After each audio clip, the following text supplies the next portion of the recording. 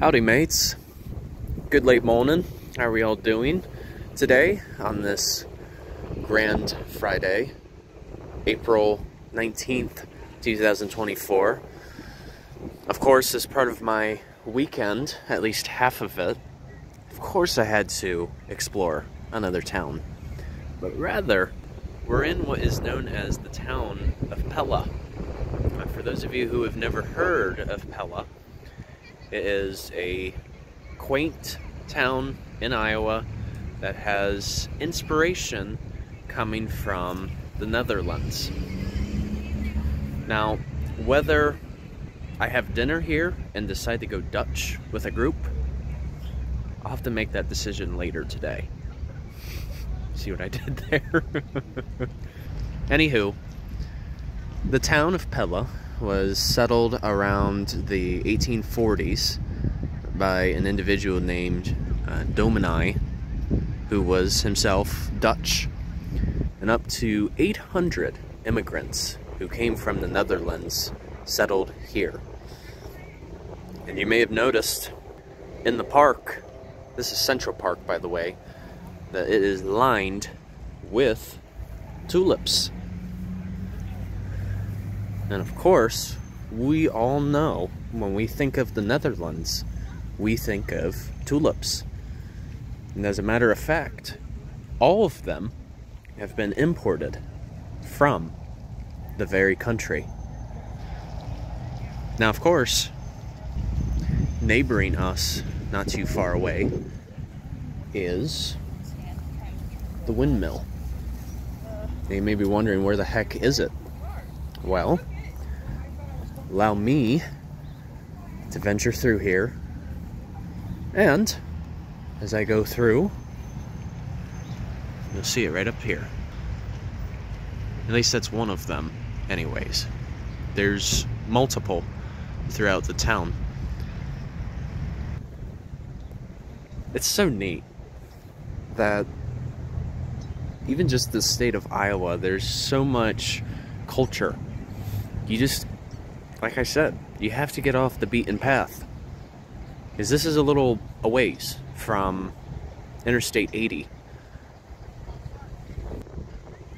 Now, of course, during my time here, I had to stop at the smoky room and get some chai.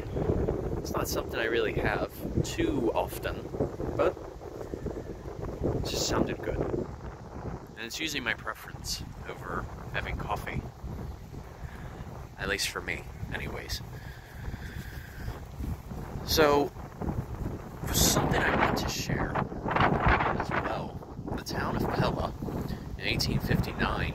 Some of you may have heard of Wyatt Earp. You know, the famous lawman, in which movies have been made off of him. Tombstone, anyone? Played by Kurt Russell. As a matter of fact, when he was just a boy, he lived in Pella, Iowa.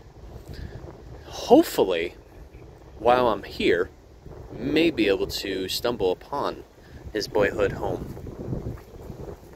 We'll see. I'm excited though. This is awesome. So as a matter of fact, I wanted to point out that tulips, there are several varieties of them. There's more than just one distinct kind. You can see that they come in a variety of different colors. One of the most rare includes the nightmare. Let me see if I can zoom in a little bit. So see that group of people over there? And you can tell the dark purple? That is your nightmare variety. Now, in terms of why they call it that, I have no idea. I'm sure there's some concept of why. But interestingly, how tulips work is they have bulbs, and they're put into the ground. They lie dormant for a while, but once it approaches into spring, they sprout. And most tulips are non-native. to North America, but they are capable of naturalizing practically anywhere in the world. And so, in other words, they're mostly an ornamental flower, which makes sense. But anyway, I gotta split this into more films just because I've only been here for maybe about a half hour and there's already quite a bit. So, alright, you guys, take care.